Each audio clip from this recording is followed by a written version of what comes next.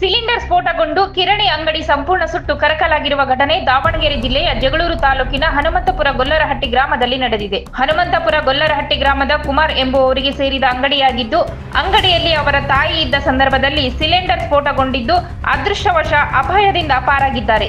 ಇನ್ನು ಘಟನೆಯಲ್ಲಿ ಕಿರಣಿ ಅಂಗಡಿಯಲ್ಲಿದ್ದ ವಸ್ತುಗಳು ಸಂಪೂರ್ಣ ಸುಟ್ಟು ಕರಕಲಾಗಿದ್ದು, ಘಟನಾ ಸ್ಥಳಕ್ಕೆ ಜಗಳೂರು ಅಗ್ನಿಶಾಮಕ ಸಿಬ್ಬಂದಿಯವರು ಭೇಟಿ ನೀಡಿ ಅಗ್ನಿ ನಂದಿಸಿದ್ದಾರೆ.